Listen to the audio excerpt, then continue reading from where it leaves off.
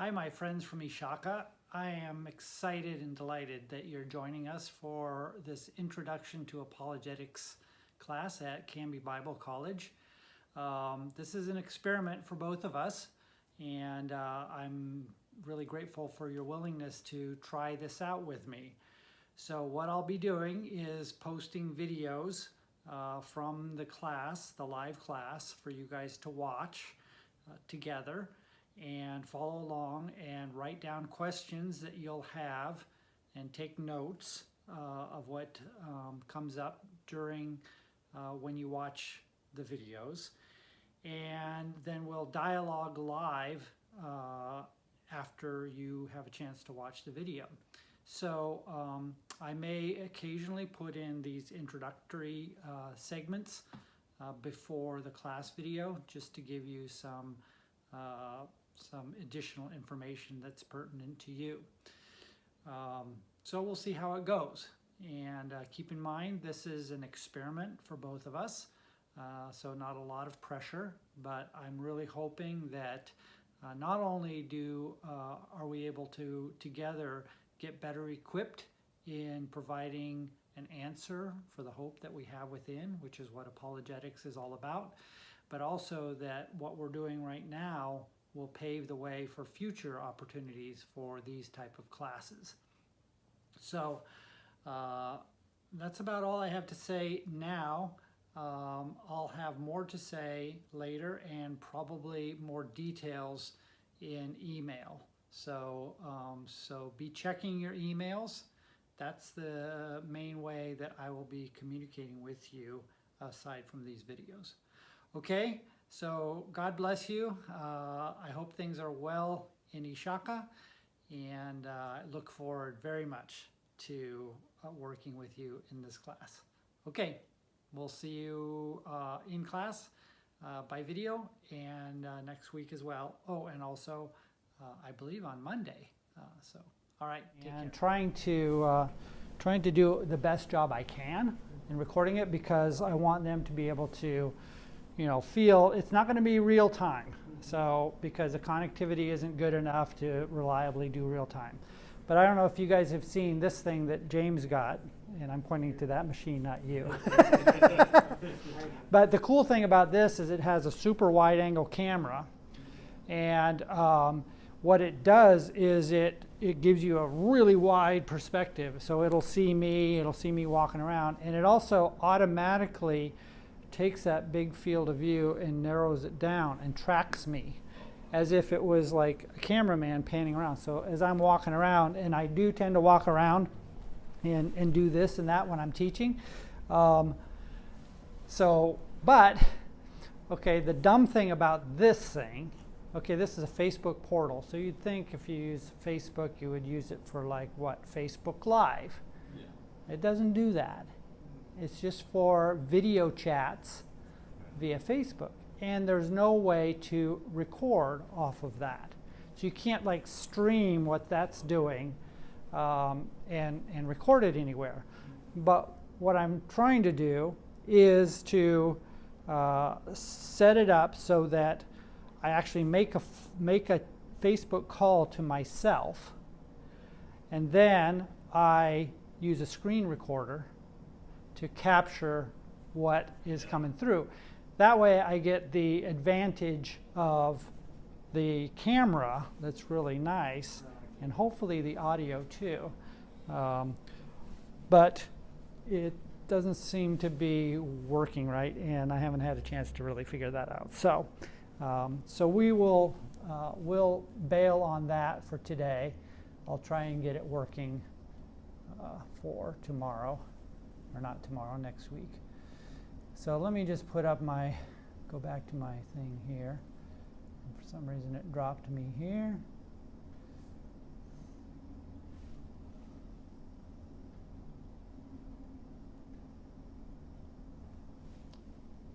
And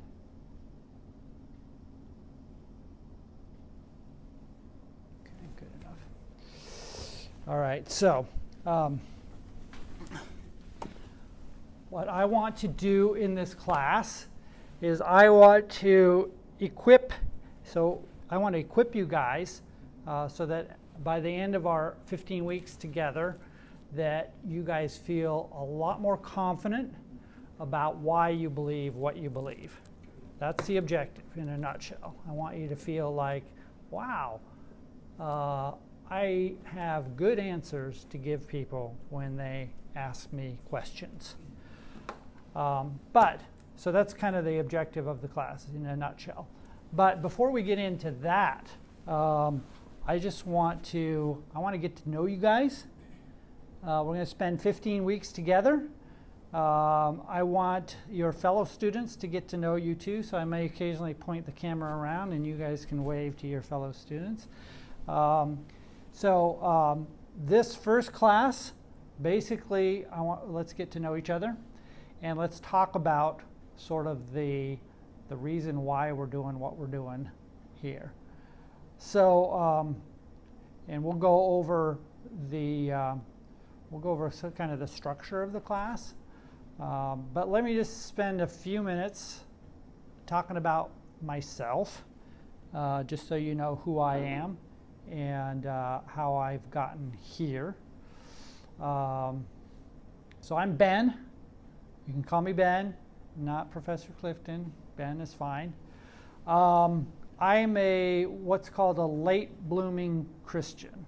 So I didn't come to Christ until I was 33 years old. And I married my wife, who was a Christian. She wasn't really walking in the faith, but she was definitely a Christian at the time that we got married. And so after we got married, she started attending this church right here, Canby Foursquare. And at the time, you know, the youth building over there, I think it's still the youth building, building number 1, that was the church. And so I started coming with my wife just to make her happy. And, you know, I grew up in a home that was, I wouldn't say, it wasn't really atheistic, but it was pretty non-religious. And my dad was not very friendly towards Christianity as a worldview. And he had some bad early experiences as a kid. You know, I found this out later, but so he wasn't much into Christianity at all. If anything, he'd be more leaning towards like Buddhism or something like that, but really not very religious. My mom had some nominal Christian upbringing, but again, not very much, and nothing that she carried with her into adulthood. And my dad was he's an English major, and he taught. Both of my parents were teachers, but he was really into science. He really loved kind of following science kind of in the background, and put a lot of trust in the findings of science as providing answers to life's big questions. And so that was my upbringing, and I carried it on. And you know, when I was a kid, I was pretty into science and technology, and decided to become an electrical engineer for my profession. So I went to college and got my degree in electrical engineering, and really thought that it was from science that we got truth, and that science had answered most of life's big questions, like where did the universe come from and where did life come from. And I had kind of a surface level understanding, and you know, as I look back, a pretty solid faith in science and technology to provide the answers. And honestly, in my youth, I wasn't really looking for the big answers of, you know, the big answers to the questions of life. Rather just like living, and it's great. And so so anyway, got married, started coming to church here. I was very skeptical about Christianity and Christians in general. Honestly, I thought they were not very. I thought they were pretty backwards. I had this impression that Christians were fairly backwards and had a lot of superstitions and held a lot of beliefs that had been disproven primarily by science. That was my attitude going in. And if I were to be honest, I would think I had the idea that Christians were kind of stupid. And so nonetheless, I started coming to Canby Foursquare and sat in the back with my hands crossed and just kind of checking it out and looking down my nose at these stupid Christians who believed all this silly stuff. So after a while, I started relaxing a little bit more and noticing that people were genuinely loving and caring. They really cared for me, despite despite the reality that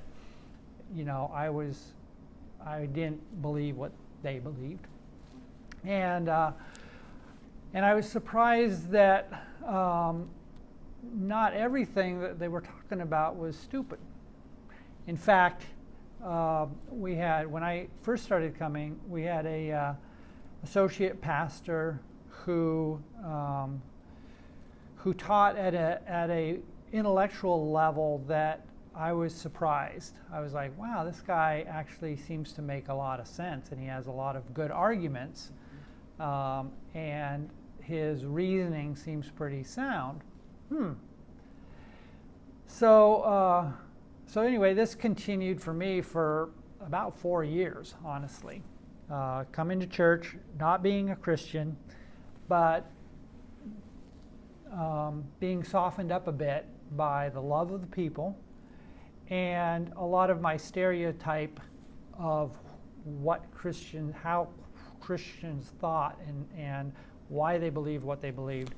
I started realizing that they weren't as dumb as I thought they were, and they posed questions back to me, not directly, but questions to me that challenged my worldview and made me realize that that I thought I had solid answers to the big questions, but I realized that A, I wasn't really asking the big questions, and B, I really didn't know what those answers were. And so that was kind of the context for my first 4 years going to church here. And I don't attend here now, but I presume that it's still pretty much the same. But usually after every Sunday morning teaching or Sunday morning service, there'd be a call to say, hey, would anybody like to receive Christ this morning? And that had gone on, and every time, for me, I'd kind of peek and go, oh, if I saw somebody raise their hand, I'd be like, oh, there goes another sucker. And so one morning, I don't remember the exact date that it was. It was when the altar call was made. It was clear to me that, unlike any time before, that question was directed squarely at me, and I didn't hear God's audible voice or anything, but I could tell that the question, what are you going to do with Jesus, was directed at me specifically. And much to my surprise, I raised my hand, and it was kind of like, part of me was like, yeah, it's time. I don't know what this all means. I don't have all the answers, but I know that I'm tired of swimming against the current, and I want whatever this is, you know. And so part of me was doing that. Part of me intellectually was going, whoa, whose hand is that going up, and why is that going up? And as I look back now, having much deeper theological understanding, I really see that that was the specific time where God changed my heart. Through His grace, He changed my heart from somebody who was a rebel against Him to somebody who desired Him. And it's only by that change of my heart that I was able to raise my hand. Now, having raised my hand, I was good. Hi there. Good morning. How are you? Good. Yeah, no problem. You must be Noah. I am. Good to see you. Me too. We're just getting started. I'm introducing myself. I am telling my long-winded story. But when I get to the end, I'm going to ask you guys to share a bit about yourselves. Because we've got a great 15 weeks to spend together to equip you with great answers for why you believe what you believe. And so during that time, I want to get to know you guys pretty well. I want you to know me pretty well. So anyway, having raised my hand was only the first step. It was just like, wow, what have I done? I had no idea. And I didn't make that decision really based on a bunch of arguments that somebody gave me. Now I believe, of course, here I am teaching apologetics, and I believe these arguments that you're going to learn and the answers that you're going to be equipped with to contend for your faith, I firmly believe that those are very effective tools that the Holy Spirit can use through His grace to change people's hearts. Wasn't the case for me. So God changed my heart. I committed. I put my faith and trust in Him, but I still had a whole bunch of questions. I had no idea really what it was that I had just signed up for. And so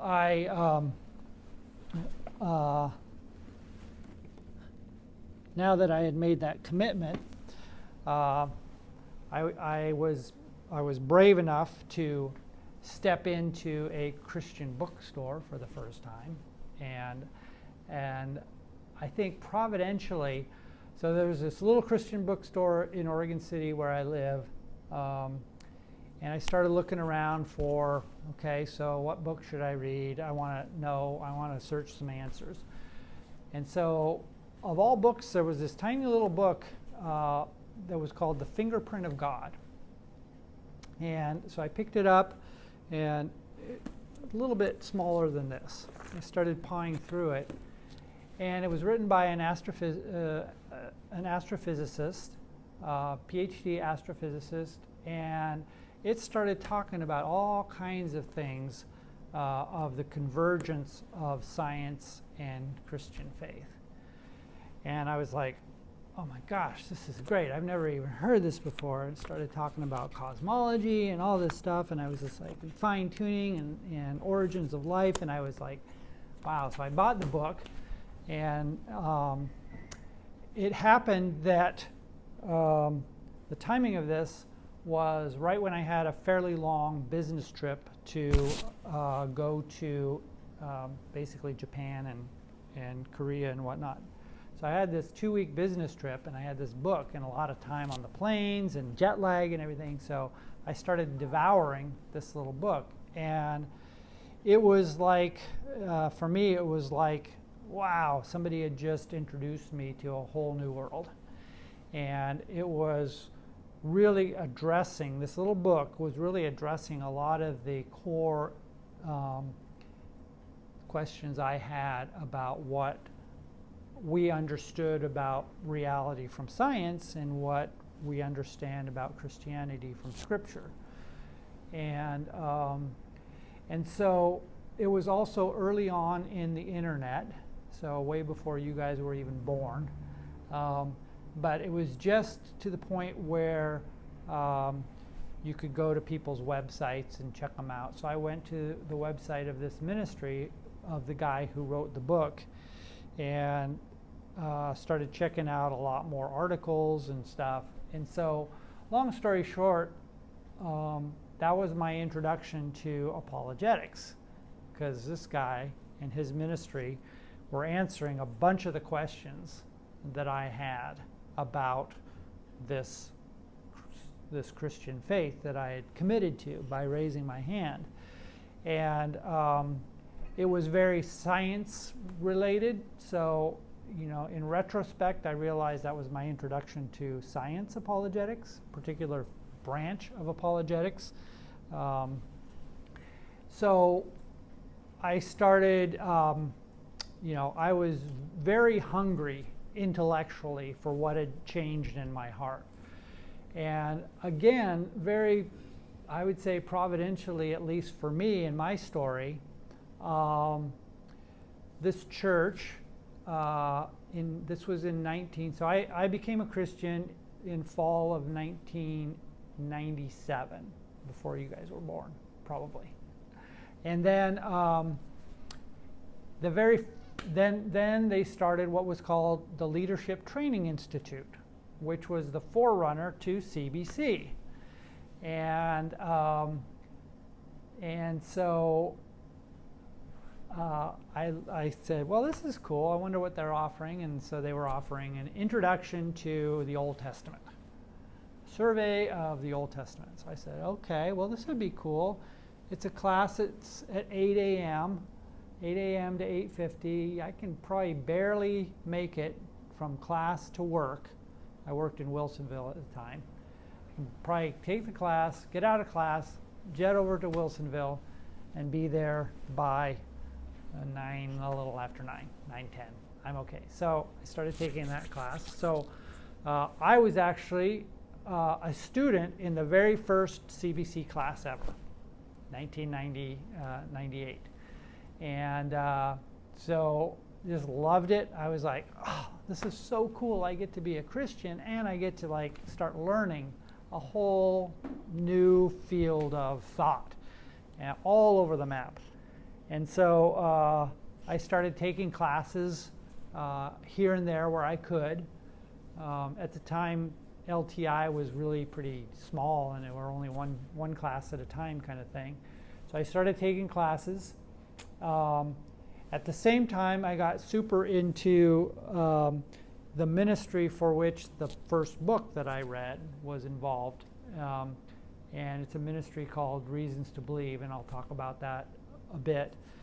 And there was a group here in Portland that wasn't Reasons to Believe, but it was kind of a science faith kind of group. So I started hanging out with them, started to meet other like-minded people in the area, and then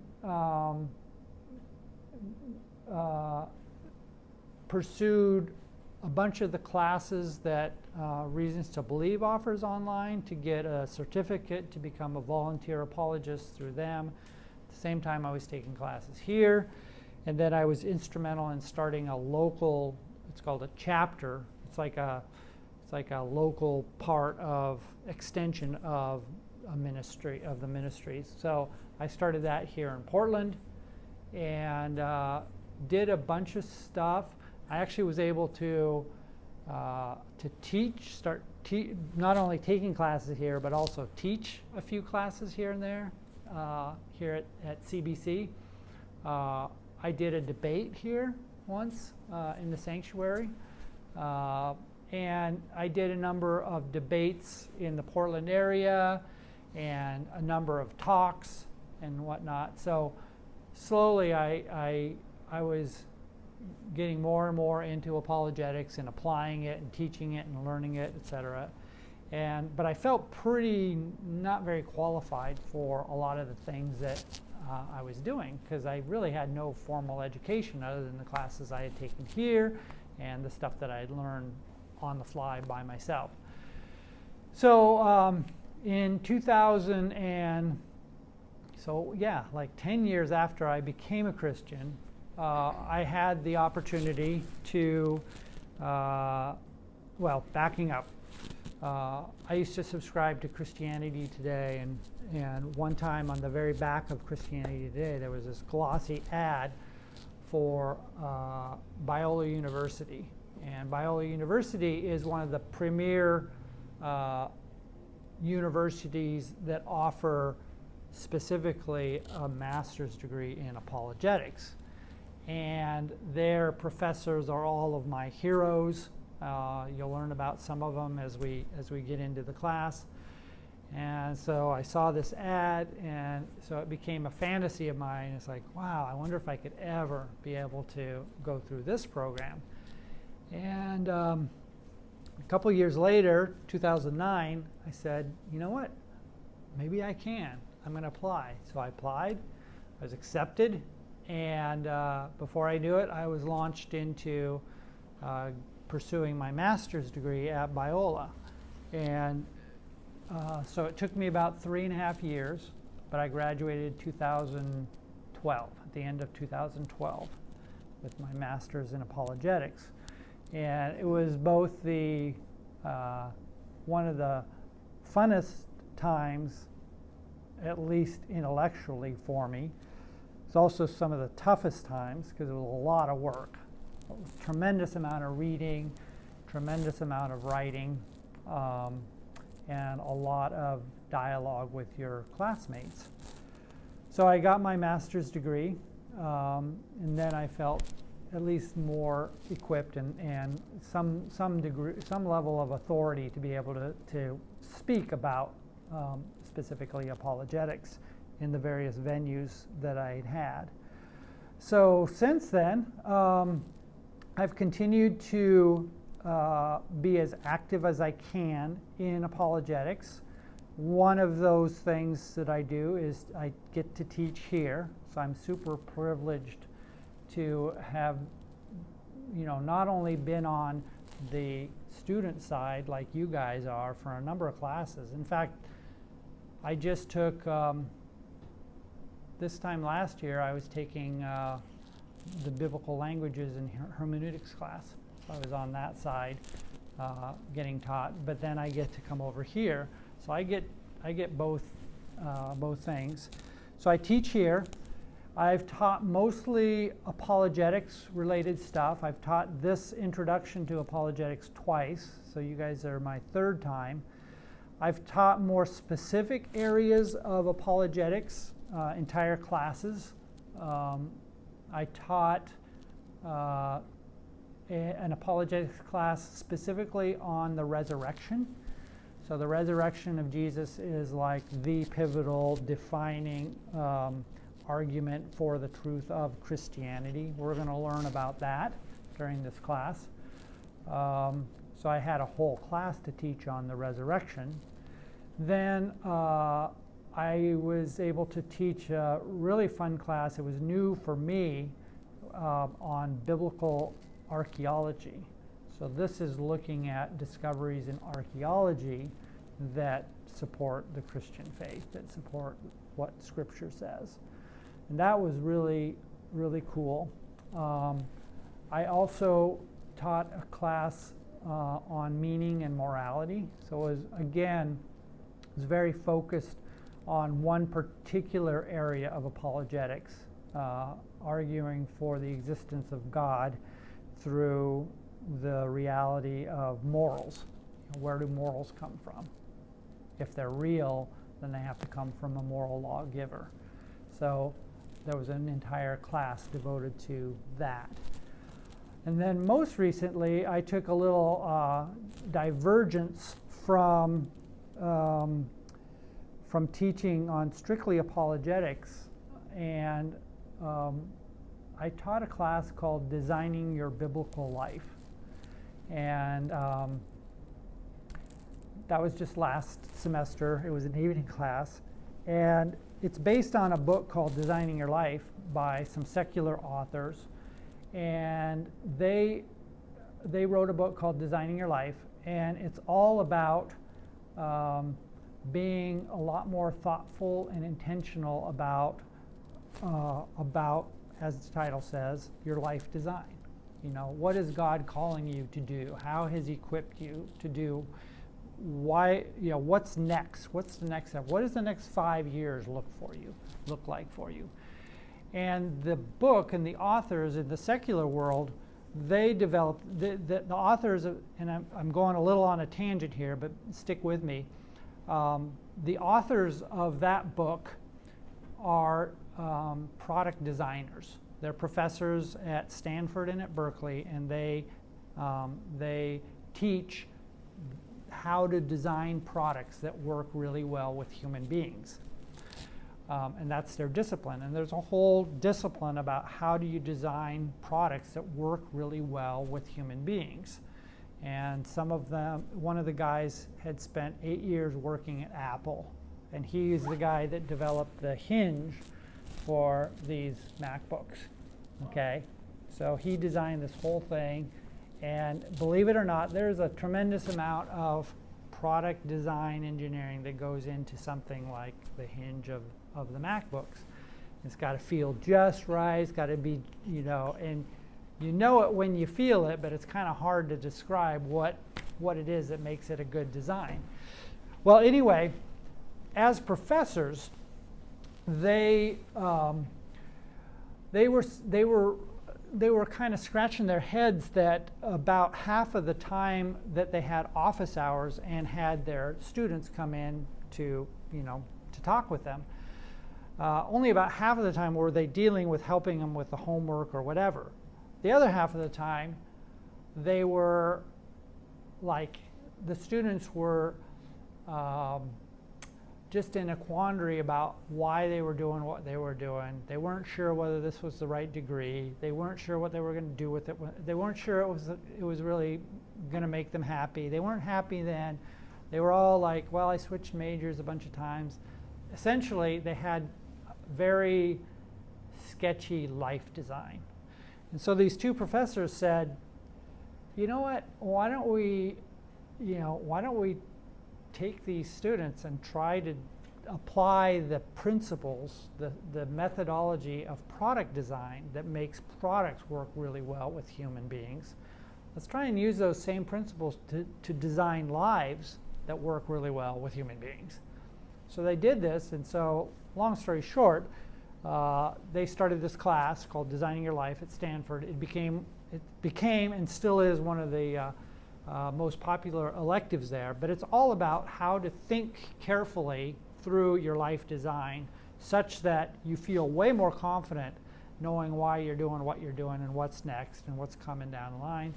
And the approach is really great. I won't go into it, that's for another class, but I took that whole material, recognized that there was a lot of biblical truth and biblical foundation that made it right, and I turned it into a class called Designing Your Biblical Life, and that was a whole lot of fun, and I saw people's lives transformed in terms of their confidence going forward, their options that they had never seen before for what God could be calling them to do. So that was really great, but again, it was sideways of apologetics. So that brings us up to now. I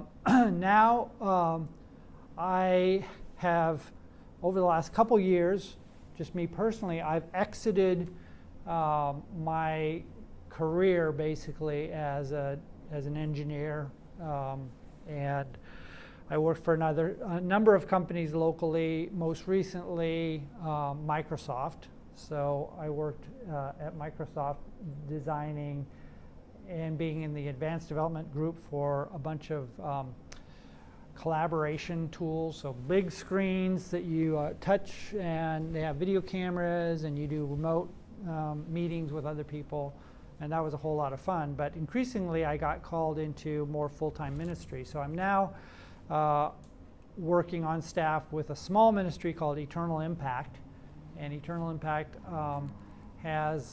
does a lot of things. In a nutshell, it helps people live out the gospel. That's really what we're all about. And we work here locally. We have a local church as an expression of Eternal Impact, and then we work in Western Uganda, specifically in Rukungiri and Ishaka, in that area. And there's about 46 churches that we've helped we don't really plant churches, we plant leaders that plant churches, and we equip those leaders, and we try and support them in all number of ways. And so I've become actively involved in that ministry, and that's my full-time job now. And as part of that, and I am circling back, as part of that, I've gone on mission now twice to Uganda. The first time I went, no idea really why I was going, other than I wanted to experience what Eternal Impact did in that part of the world. And Ishaka is a small town in western Uganda. It's just north of Rwanda. So if you go straight north from like Kigali, Rwanda, you'll run into western Uganda. And in Ishaka, there happens to be a fairly large medical school, and they're training up doctors and nurses and medical professionals of all sorts. And there's about 10,000 students there, and so it's a big university. Students come from all over Africa, probably about 18 countries in all. People come from Kenya to go to medical school there, and so they're getting their advanced degrees in anything medical related. So when I was giving my testimony at the church that we work out of in Ishaka, part of my testimony is what I'm sharing with you now, and I talked just briefly about apologetics and how important it was for me to converge that intellectual side with my heart side, the mind and the heart, bringing those together, thinking about Christianity, at an intellectual, rational level, and finding the truth of Scripture and what's revealed in God's creation, seeing that convergence and just celebrating that. And so when I was done with my testimony, this young lady walked up to me, and she said, I really, really liked the part of your testimony where you were talking about apologetics. We're talking about science and how science confirms your faith in Scripture. And it's always been a dream of mine to be able to pursue that. And so I started talking with her, and she started telling me a little bit about herself. Her name was Monica. And she said, and hopefully Monica will be listening to this, she said, yeah, I'm just about done with my PhD in molecular biology. And I'd really love to pursue a master's degree someday in apologetics, like what you described. And I shouldn't have been surprised, but it's like, wait, you're getting your PhD in molecular biology here in Western Uganda? And I'm like, wow. And you're interested in apologetics? And it turns out she's not only on staff at Ishaka Community Church, which is the church we're at, but she's also on staff at Kampala International University, which is the medical school. And she's really smart. She's traveled, and so she said, yeah, I'm really interested in apologetics. And there's a bunch of other of these people, these young people that are primarily going through medical school here that are also interested. And so I started thinking, well, what if, as part of Eternal Impact, next time I come, why don't I do I'll do a session on apologetics and see what happens. So I started testing the waters about that, and they were super enthusiastic.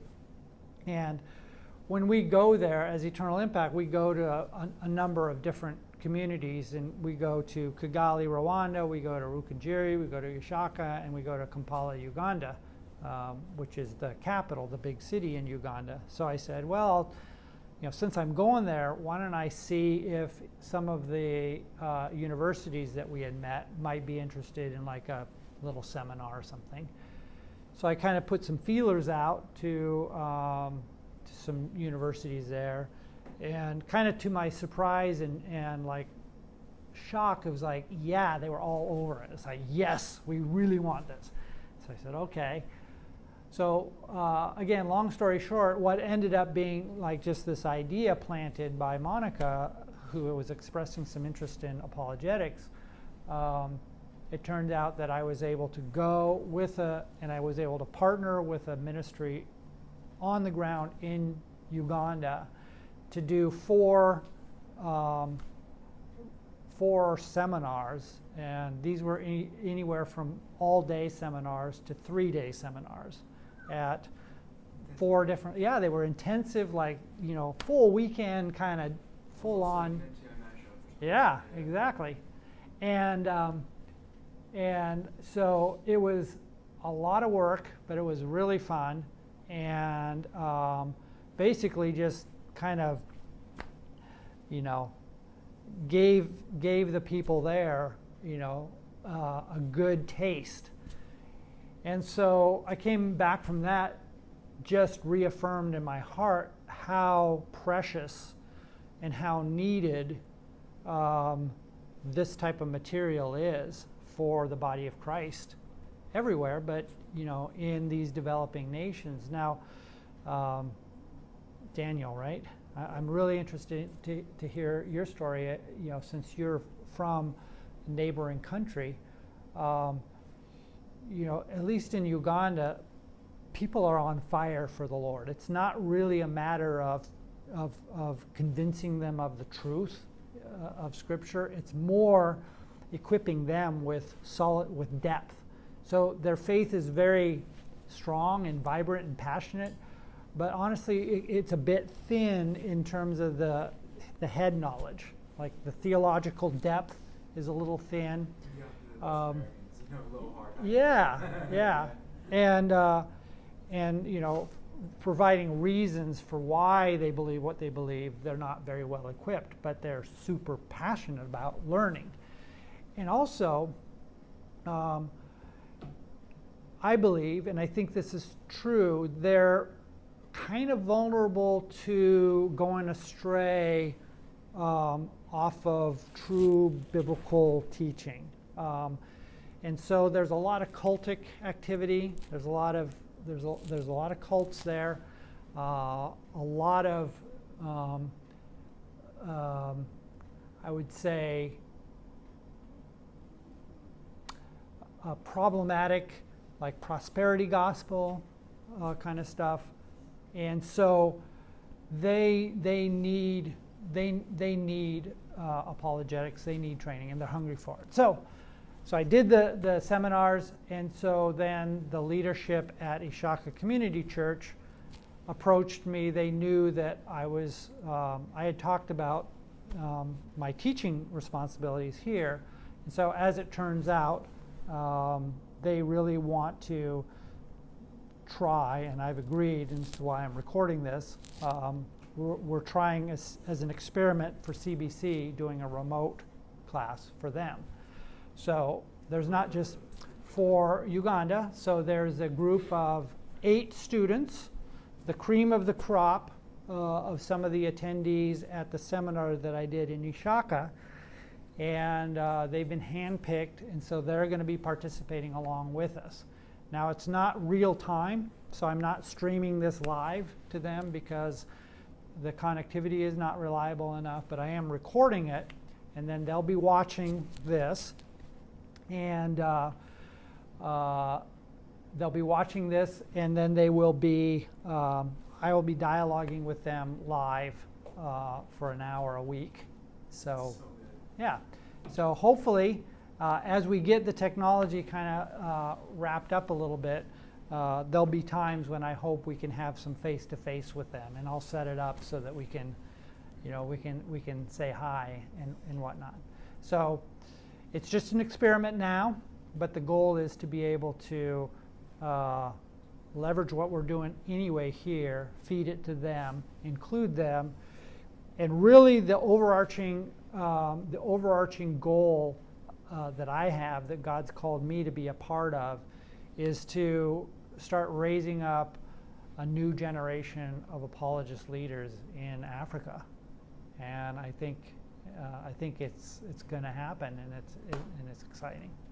So that kind of brings us up to speed. That's who I am, and you'll learn a lot more about sort of where I net out in a lot of the questions that will be brought up through this. So it's a good stopping place. I think we go for 50 minutes. We take like a 10-minute break. We come back at 11. So go ahead and take a 10-minute break. We'll start up again, and then we'll launch into, I'd like to hear from you guys sort of a little bit of your story and why, what's brought you here. And then if we have any time left over, I'll go through sort of the structure of the class.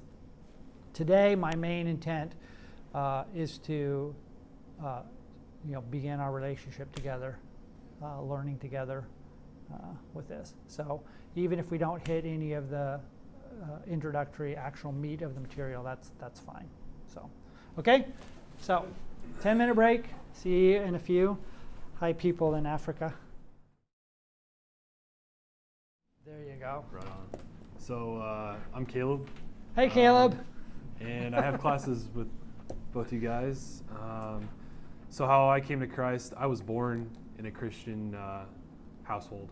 So I was raised Lutheran.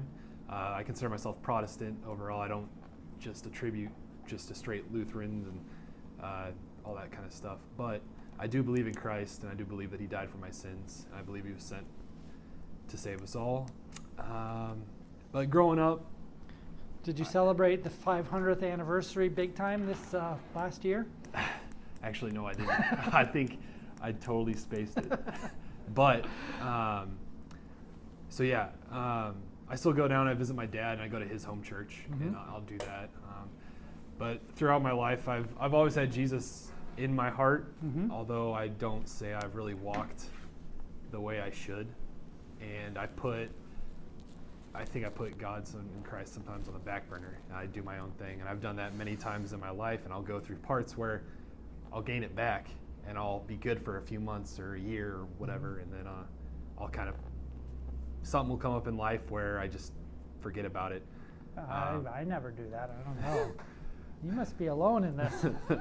So, yeah, it wasn't until, anyway, I moved to Washington when I was 18, and I was living on my own, doing my own thing, going to community college, and just kind of living how I wanted to live. And I felt something was missing, and I met people who have strengthened my faith, but I was looking for something more, so I joined the Marine Corps, and I did that for a few years. And I found people there who also strengthened my faith, but again, I would still do my own thing. And it wasn't until recently that I started praying about it really hard and wanted to do something, change my life. So I started praying about it, and I remember my uncle was talking about Multnomah Bible College he'd gone to. And so I started looking at Bible colleges, and I found Canby, and I live a couple towns down. So I emailed James and I said, hey, can I get a tour? And I came in September, and I kind of took a tour and saw everything and realized this is kind of where I want to go and what I want to do. I don't know what I want to do. I don't have a calling to be a pastor, but I do have a calling to let people know and strengthen their faith as well as mine. So yeah, that's kind of where I'm at right now. And as far as apologetics goes, I really want to have the knowledge and the tools to back up my faith in Christ and let people know this is why I believe what I do. So that's kind of where I'm at right now. Cool. Yeah. Well, let me encourage you in just that you found yourself here at CBC, and I will typically do plugs for CBC, not because like, ooh, I want to, right. It's because, I really believe this, and I want people to, CBC is like nobody knows about it. It's like, it's this little college here out in the middle of nowhere. But I've been here both sitting where you guys sit and here as a teacher. And I've also been, through a master's program at Biola University, probably the premier university for apologetics. And I can say that Biola is awesome, right? And they have, I got to learn from the headliners. I got to take a class from William Lane Craig, the guy that, he's like probably the premier apologist of our time. It's where Sean McDowell went, and he's now an associate pastor at Biola. So it's great, but so is CBC. And what's great about CBC is, again, it's very affordable, especially compared to Biola. I can tell you that for sure. And the speaking mostly for the other professors here, the professors here are really high quality, and they're doing this because it's their passion. They're not doing it for the money. They're not doing it because it's like this is their career. They're doing it because they love doing it, and they're high quality. So you're getting my experience was, I got just as much out of CBC as I did out of Biola. It's just that the professors at Biola, people know, they're famous. People here, not many of them, they're not that famous. But other than that, the quality of the education is just as good as you'll get at a very well-known institution. So it's great that God has brought you here, and so look forward to learning together with you and giving you those answers for why you believe what you believe. Yep. So right, cool. All right. Somewhere? Yep. That's kind of tight. Yeah, I agree with you about the Canby Bible College thing. I once heard it said that it was one of the best kept secrets of the Northwest, and that's pretty legit. I think the James is doing a great job though of getting it out there. Yeah. Yeah, seriously. That's how. Online, his entire internet campaign to get Canby Bible College out there is doing good. So, but yeah. So you asked my history. Who are you? Yeah. I am a young American dude who loves Jesus and is trying to figure out what that means for my life. I have a very sketchy life design, but I know that Jesus doesn't. So that's pretty great. So I'm here learning apologetics, learning what I can about God, learning what I can about myself, and trying to develop that relationship into something that I can build my life on. Yeah. I grew up not as much Christian. My mom has been a Christian for a long time, but she was lukewarm. She didn't teach me much. She was a single mom raising me. It was tough growing up. But as I when I got into high school, kind of midway through high school, I went to a camp and I was like, Jesus is real, what? And I got saved. And ever since then, it's been this continual learning process, which is, for me, has mostly been through books. So I started reading C.S. Lewis when I got saved, and a lot of his work really had a lot of spiritual formation impact for me. And then from there, I found Canby Foursquare Church, and then I heard about the Bible College, and then I didn't exactly graduate high school. I graduated, but it was messy. It's a long story there. But at the end of the day, I ended up attending CBC after I paid off some things. And so I was working full-time, school part-time, and now I am doing full-time Bible college and part-time work. Cool. With the intention of getting a degree and moving into ministry. So that's me. That's cool. All right. We'll hear more details as we get to know each other more. That's cool. Okay, my name is Daniel. I like your... You are Noah, by the way. Okay, so I come from Kenya. I come from a town called Eldoret. And I'm glad to be here. And I was born in a Christian family. And I'm glad to have been born in a Christian family and be brought in a Christian way of life. And I attended basically my elementary school, my high school, around that area.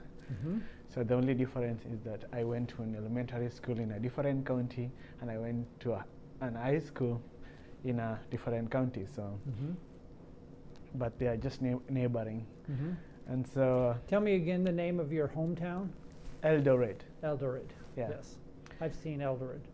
Yeah, it's I've just never it's been just there, like but- maybe like 6 hours or 3 hours to the border to Uganda. Yeah. Yeah, not so far. Mm-hmm. Yeah, I think it's 6 hours to Kampala, Mhm. probably. Okay. Yeah, so after high school, I live near a certain non-governmental organization called Open Arms International, Mm-hmm. which runs a children's home Mm-hmm. who are orphaned in different kinds of ways. Others lost their parents due to HIV and AIDS. Mm-hmm. Others were abused and stuff. Mm-hmm. And so after high school, I was just at home doing really nothing.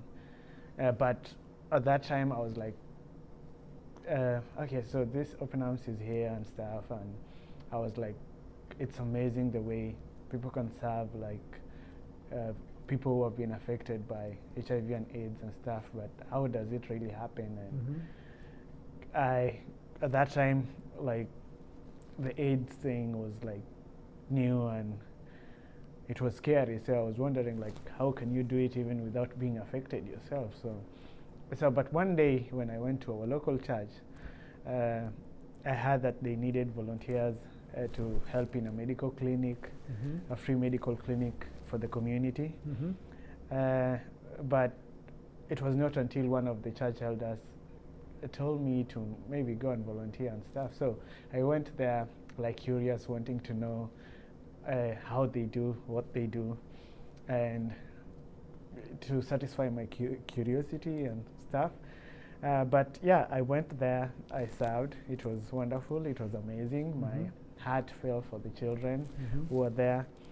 And it was a 4-day medical clinic. And then, so I was involved in like doing the publicity part of it and doing the emceeing and Mm-hmm. yeah, and of the whole thing. And so I met one of the parents of the children's home there who requested me to go if I was available to be able to help him learn some computer skills. Mm-hmm. And so I said, why not? Because there's nothing I'm really doing at the moment. So after the clinic, I started going there in the evening, like at 4 in the evening. Then I used to like teach him some few skills about the technology and stuff. Mm-hmm. But I also had the opportunity to mingle with the children and play with them. And so like 2 months, 3 months down the line, my heart was going deeper and deeper, wanting to serve more and more. So I wrote an application letter saying I just want to go there and have fun with the children, teach them music, teach them dance and stuff. Mm-hmm. So January 2011, I received this call. They say they have an opportunity for me to volunteer, but not at the children's home. They had another like feeding program in a slum Mm-hmm. near Eldoret town, and so they told me that's where the opportunity is available. And I said, why not? So we started preparing food, and we used to use the truck to take the food to the slum, and we would feed them, and later on teach them the word of God and play with them, and go back, clean up, and the Mhm. day is done. Mhm. And so I started doing that for like six months, and then joined, and then I was planning on going to the university to study, but at that moment I had few difficulties because of finances and stuff, Mhm. so I had to defer my studies to September 2011. Mhm. And so one day the children at the home needed some training for a certain presentation of like Day of the African Child. Mhm. So I went and taught them to sing and dance and stuff. Mhm. And then that served as my transition from the feeding program to the children's home itself, because Mhm. I was also going to start school in September. Mhm. And because school was coming, I was like, oh, how is this going to work out? Because Mhm. I thought I was going to quit to concentrate with school. But I found out that my school was going to be like evening classes. Mhm. And so I decided not to quit. I decided to be going there, work till 4, and then 4 to 9, go to school. So I started doing that. It was a challenging thing by its own self, but I did that for like 3 years. I used to plan for them talent shows, tournaments, Wow. teach them the word of God and stuff. I did that as a volunteer for 4 years, and then I was doing a bachelor's degree in communication and journalism, and so after that, I was supported by a certain team that came from the UK, and I was taken in a 2-year contract to serve as staff, and that was 2014. I started serving as a communications coordinator, writing stories and taking photos of what's happening, all the programs that the organization does, and communicating those to the UK office and the US office, because we have offices in these 2 countries. And so I did that in 2016. I offered to live with the older boys at the home. So the home is set up in a family setup kind of a home. It's not like a children's home that you have dorms and stuff. You have families. So like in those families, there's always a couple. Like you are employed as a couple, and then you bring your children with you, and then you're given like 16 more children to live with. 16. Yeah. Wow. So in each home it's like 18 and stuff. But for me, I'm not married, and so in like the African kind of way, when the boys turn like 13, they undergo circumcision, and they move outside the house and live in like a house just next to the house or something like that. There's a name we call it in Kenya. So I started living with these 16 boys, like 13-year-olds and above, and it was amazing, because sometimes people were like doubting, like, this guy is just almost their age and stuff. How is he going to handle that? And so I took the challenge and started staying with them from 2016. I did that until 2017, and then I shifted departments, because I used to work at the children's welfare department doing what I told you. And then I started doing working at the outreach department, but still living with the boys. And so in the outreach department, my work would be to organize community events like the free medical clinics, the church leader conferences, there's marriage conferences, there's sports tournaments, there's concerts and stuff. What about the Apologetics conference? Did you organize that? That's why I'm here. Good answer. Okay, so that's what I started doing, and then doing the 2 things I just said, and then I did that to. Apart from that, we would organize as a department, as the outreach department, plan schedules for teams coming from the US and the UK to serve in these outreach programs. So we do their schedules, we organize their in-country flights, we organize where they stay when they get to Nairobi, how they transfer to Eldoret, what they eat, everything to make their mission successful when they get there for like 2 weeks. 10 days to like 14 days is the maximum. So we would deal with like maybe 9 to 10 teams in a year. And so that's what I was doing until I met a team from here, Canby, this year in March.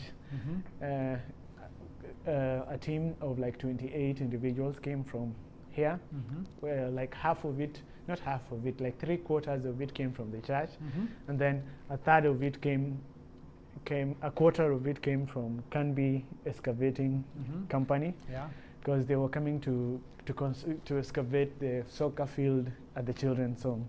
So I was instrumental in terms of trying to find the equipment they were going to use to excavate the field and stuff, apart from planning for the ministry part of the team that came from the church, together with the interns that came from this college. That's how I came to know about Canby Bible College. And yeah, for me, it was a miracle. I met like my host family I'm staying with. Yeah. It just was a miracle. They invited me. Everything worked out, and I think it was just God's timing and all that, because it was that time of my life that I felt I needed to know more about God and to revisit my relationship with God. And that's how it happened. And then the idea of CBC came into place, and I applied. We started going back and forth with James, just like Caleb.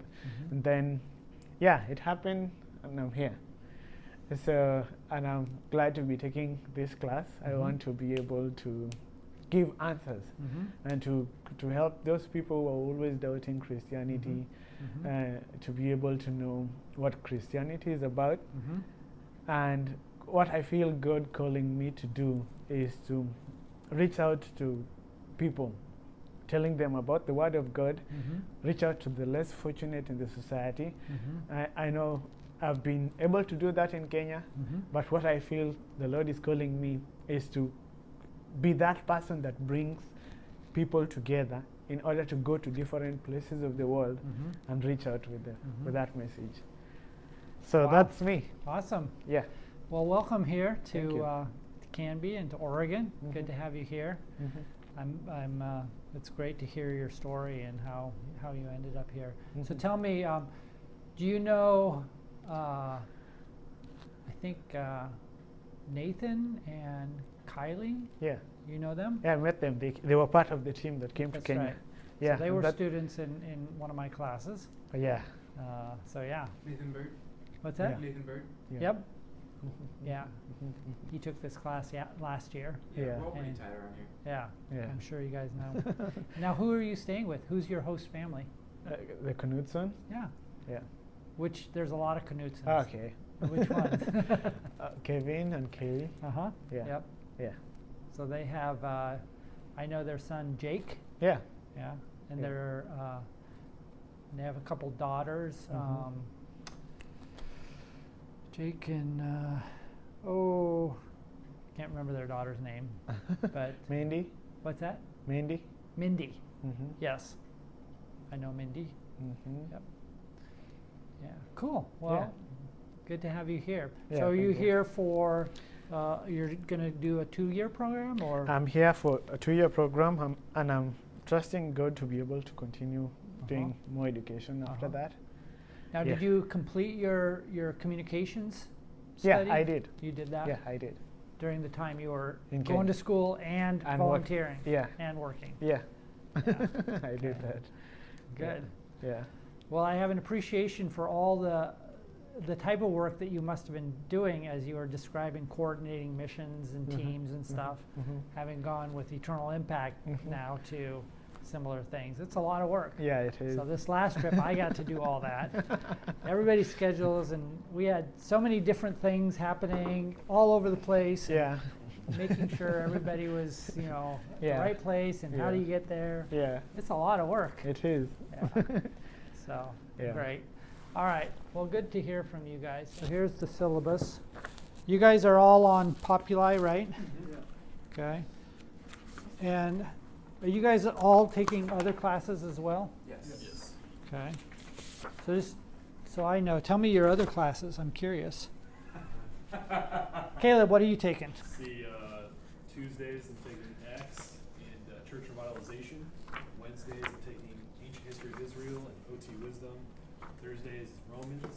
Yeah. Today is Marriage and Family. And Hey, I wish I was taking that. Wow. Cool. so, yeah. Marriage and family. Yeah. Cool. Huh? Is that a Netflix? Just ordered. Wow, cool. I would say probably my most impactful class at CBC was the Romans class. Yep. Have you taken that, or Yeah, you are? I wanted to retake it so bad, so bad. Yeah, it's quite the experience, and it really really challenges us on our whole idea of what it means to be saved. Yep. And how that happens, and so yeah, but really good. It's a Who taught it for you? for me it was some of you guys probably don't know Al Carpenter. So Al Carpenter was the founder of LTI, and then he was the main guy here for many years. And then, do you guys know Jeremy Wallace? Yes. Okay, so Jeremy Wallace was the dean before, and then he was called to go to Oklahoma, of all places. And so he's in Oklahoma now, and now we have James. Yeah. So James teaches it phenomenally. yeah. But I was heartbroken when I heard that Al Carpenter wasn't here, because I heard about his class on, I believe it was Revelations, but either way, it was a teaching of what theories of, the rapture and all of that. And I heard that class was phenomenal. Yeah, it was really good. In fact, I took that. He did that as a. I don't know if they still have a Wednesday evening service, or not service, but Wednesday evening class at here. But he did that. That the recordings of those are available, by the way, just incidentally. They're all videos. Yeah. Where all of the classes he taught on. On Revelation. Really? Yeah. Where are they available at? Well, I have them for one, and let's see. I know they were put on DVD, and I'm sure if they haven't already been, they should be uploaded online on YouTube somewhere. Okay. And you know what? Maybe, yeah, I'll dig around a little bit to know. Yeah, Angie might know. And then he wrote a companion. I wouldn't call it a book, but it was basically a workbook, and they might still have a few copies. I have a copy of it too. So yeah, it was a really, really good class. Okay, so just looking at your syllabus, we'll just go over this a little bit and then call it a day. First page, blah blah blah about me. You can read that at your leisure. Tells you more about who I am. One of the challenges, a good challenge that I had about this class, is picking the best textbooks for us. And one of the things that I've come to realize is that we live in like an awesome time to be interested in apologetics. Okay, right? So the idea of defending the faith, providing reasons for why we believe what we believe, that whole idea kind of ebbs and flows in the body of Christ in terms of its importance. And one of the bad raps that apologetics can get is the idea that it's all about arguing. Okay, these you're apologetics, you want to go and argue with people, and so to some extent people are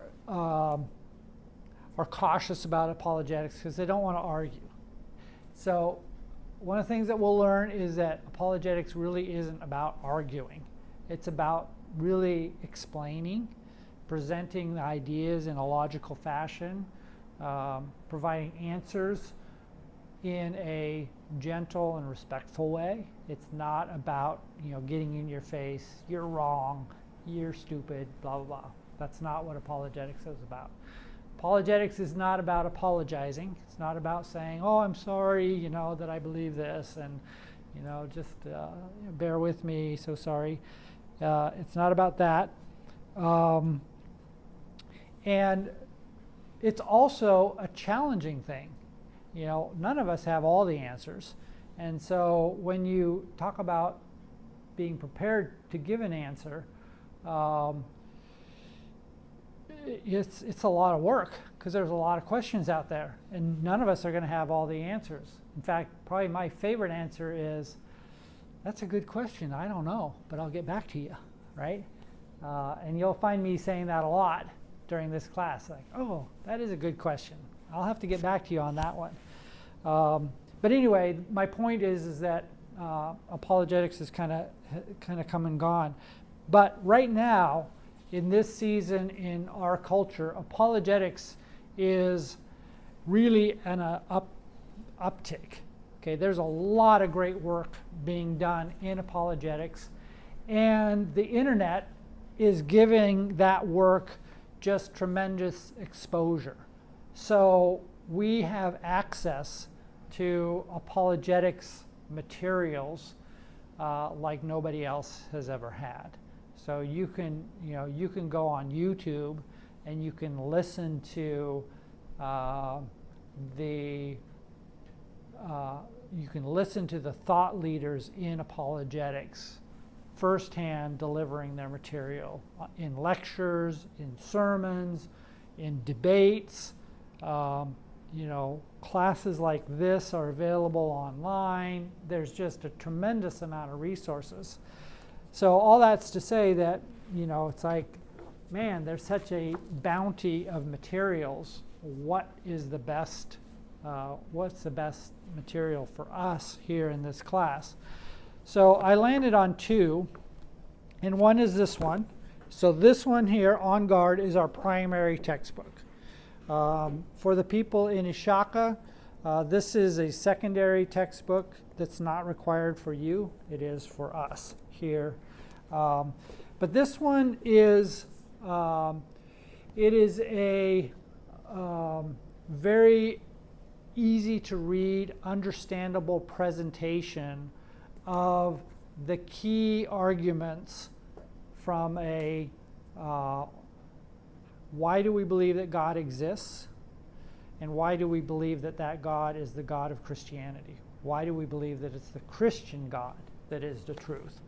So this On Guard, it's written by William Lane Craig. Are you guys familiar with William Lane Craig at all? You encountered him? Okay. So he, I would say, is one of the foremost apologists alive today. He's primarily known for his ministry, Reasonable Faith, and he's primarily known because of the debates that he has with non-believers.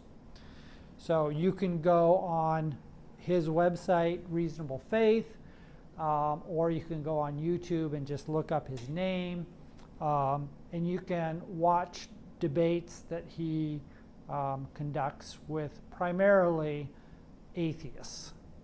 And he tries to tackle the basics. His debates, if you watch some of them, they'll get familiar to you, and he goes through the primary arguments that he goes through here, and will be fluent in his arguments through this book and through how I will help you understand what he's talking about. So that's our primary textbook, and if you're going to learn anything in apologetics, this is a great start into that. I picked this one here, Apologetics for a New Generation, because it's a great supplement to this book in that it deals with what I think are very relevant issues today that are answering not so much the questions about, does God exist or not, but it answers questions about like, what about gender issues? What about homosexuality, sexual issues? What about relational issues? What about cultural issues? It's really, I find that the presentations in this book, which is authored by many different authors and edited by Sean McDowell, who happens to be the son of Josh McDowell. And if you know, Josh McDowell is another famous name in apologetics. You'll start to learn some of the leaders, some of the names, just that banty around. Just like if you were to learn about, rock music or something, you'd want to learn all the, top bands. In the same way, you're going to learn about who's doing what in the field of apologetics, so you're familiar with them. So anyway, these two represent, I think, a good balance of sort of classical arguments for Christian theism, and then very relevant things for today, issues where we can take those and really dig deeper and apply them into today's kind of questions. Let me just read some of my objectives of the course on the second page here. So you guys, when you're done with this, hopefully, if I've done my job, you will understand different types of apologetic approaches. This is a diverse field, and so there's many different approaches. The primary one that we're going to focus on is what's called evidential apologetics. But there's also presuppositional apologetics, there's cultural apologetics, and they all serve their different purposes, as we'll learn. And to me, the best approach blends them all together. Okay? It's not just one. Yeah. Real quick, sorry. Yeah. I'm trying to straighten And out. feel free to interrupt me anytime you want. I'm going ahead and trying to make sure I line up all the homework right. So the reading preparation for today wouldn't have been needed for this lecture. So that No. would be- You do not need, I assume that we're starting class today. You didn't need to, you don't know what you're supposed to be reading or anything. So I will tell you what to read. And in fact, at the very end of this thing, I tell you, at the end of every day, I will tell you what's on tap for next week to get prepared for. So I'm assuming you're coming in here. So next week we're going to want within main grade chapter 1 and chapter Next week, you want to read the foreword. Yeah, let's just go to that. You want to read the foreword in chapter 1 of this. Okay? And then for you guys here, not for the Ishakans, you want to read the foreword and introduction of this. Okay, and then for homework, and you're going to have homework every week. Okay, but it's not going to be super hard. Yeah. What's those lessons? Okay, so the requirements here, if you look at page, where is it? Where did it go? Oh, here we go. Course requirements. Okay, on page 4. Okay, so each week you are going, and I'm going to modify this a little bit, by the way. Each week you are going to turn in about a half a page to a page worth of writing. Okay, generally speaking, it's going to be, okay, it's about what we talked about the previous week. This time what I want you to do specifically is in about a half a page, I want to hear from you why you want to learn apologetics in the first place. And I want you to tell me what your biggest question happens to be. Okay? Whoa. Pick out one. I know there's probably many, but it's like, for example, it could be the problem of evil really challenges me. When people say, how can you believe in a good, all-powerful, all-knowing God, and yet there's all this evil and suffering in the world? What gives? That's my biggest question. How do I respond to that one? Okay? So it's just a question. Just a question. It's not your answer. I don't want to know your answer. I want to know what's your question. And it can be anything. It can really be anything. It doesn't, it can be theological, it can be doctrinal. Yeah. It can be, something in science. Yes, sir. Yeah. Oh. I'm so sorry. No problem.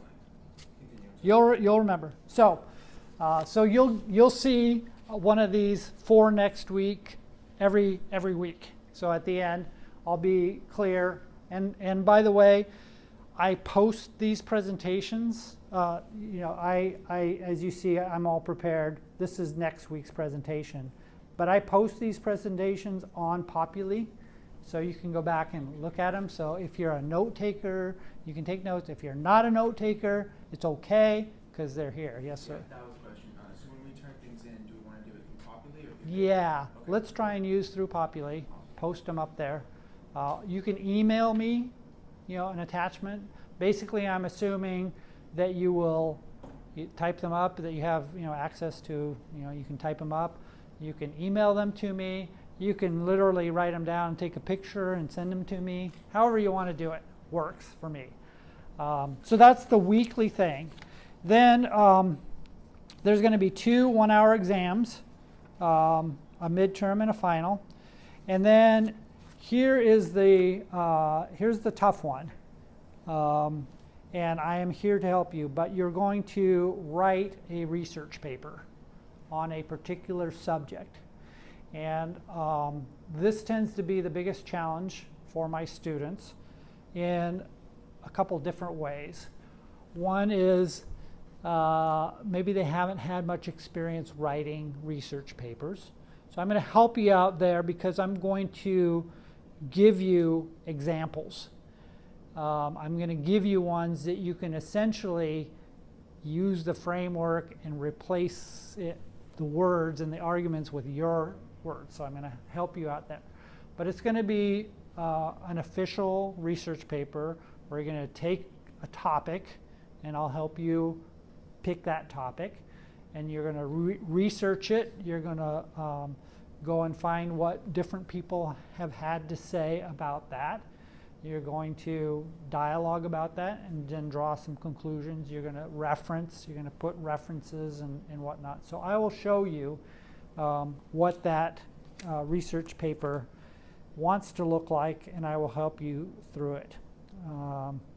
So the other challenge that the papers tend to present, in my experience, is that for some reason, students tend to wait till the last minute to do them.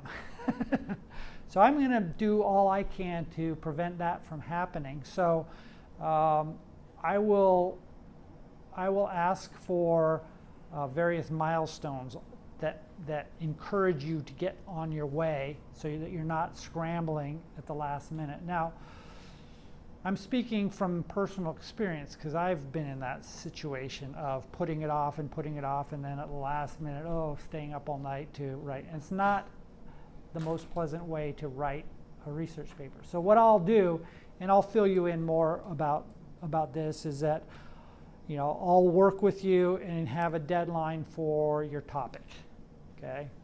And then I'll work with you for like an outline, and then I'll work with you for a first draft. And through that process, and luckily, since there's 3 of you guys, I'll be able to devote plenty of time to help you through that. But to me, the paper writing aspect of my master's program was both the most challenging, but also long-term the most rewarding, because having to put my thoughts down on paper in a way that somebody else could understand the argument really forced me to clarify in my mind the argument.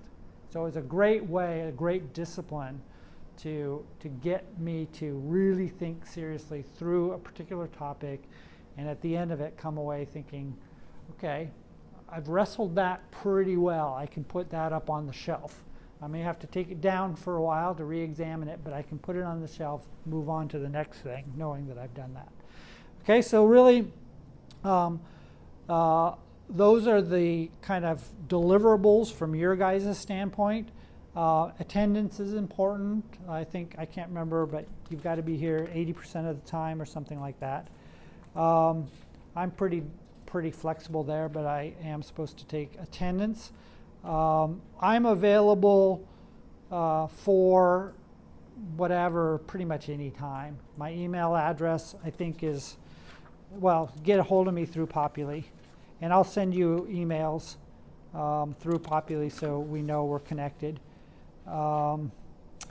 You'll see the schedule here, the outline of the course and the reading. I reserve the right, again, because we're a nice, flexible, small class, to modify this a little bit as we go, so that I'm sure we're focusing on things that are important in your guys' mind. So what else? I think that's about it for me.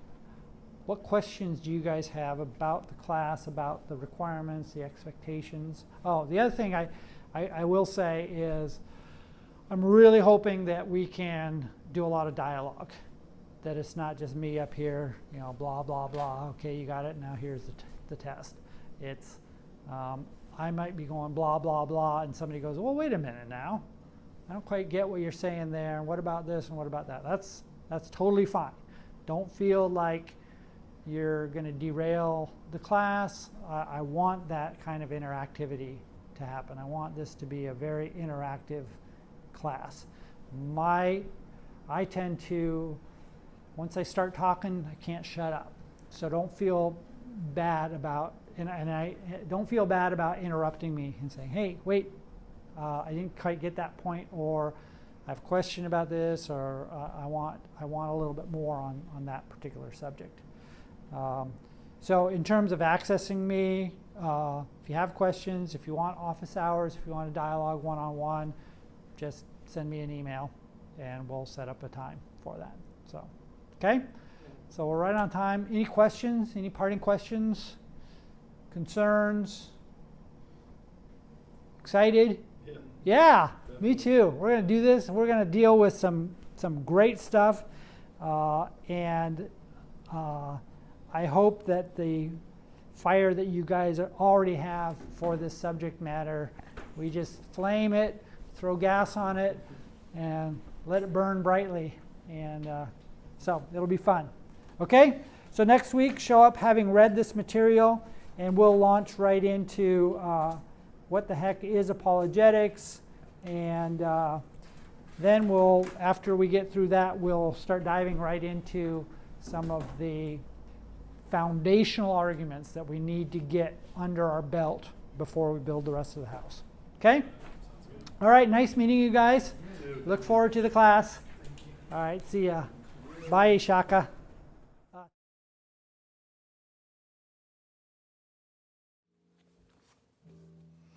Hello again, Uganda students.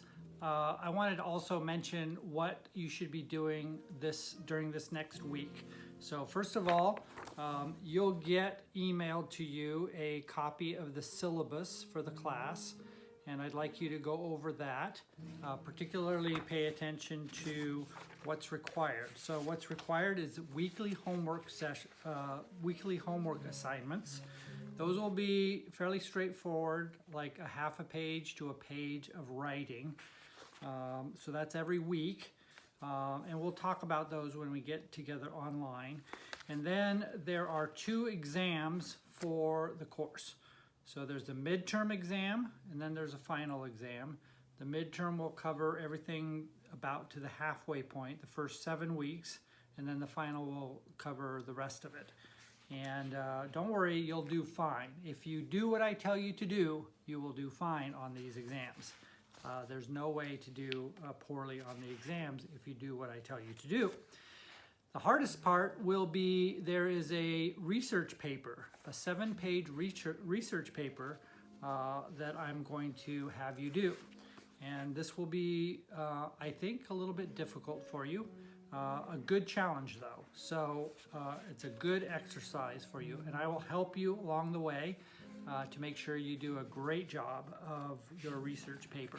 And I will give you examples, and I will give you the opportunity to use templates that I will give you in order to do a good job on that. At the very end of the syllabus, you'll find essentially the outline. You can't see it here, but on the copy that you have, you'll see the outline of the reading. Now for you guys in Ashaka, I'm only assigning the one book here. If you want to read the other book, which is here, I believe when I visited you, I left a hard copy of both this book and this book for you. So you're welcome to read them, but this is the only one that I'm requiring you to read. And you can get this for 99 cents online as a digital book that you'll be able to read on your phones or on your computers. Okay? So for this week, here is the homework. Number 1, look through the syllabus.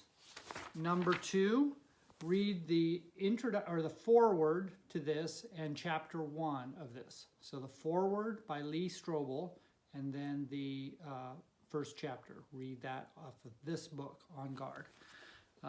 And I want you to write a short paper that you'll email to me, half a page or maybe a page, somewhere in there, up to you, that describes a little bit about yourself and what big question you might have about apologetics. So a little bit about yourself and a big question that you have about the Christian faith. For example, it could be about the problem of evil, or how does science and the Bible come together, or some theological question. So some big question that you deal with. Maybe it's about the cults, or maybe it's about false religions like Islam.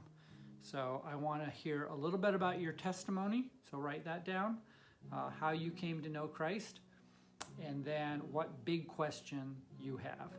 And so I look forward to that. Those are your assignments. So read from this book, go over the syllabus, and give me a paper. You're going to email it to me, and it's going to have those two things, a little bit of your testimony about yourself, and then the big question that you might have. Okay? And we'll talk about this on Monday, so don't worry. Don't worry about this. We'll do great together. Okay? All right, see ya.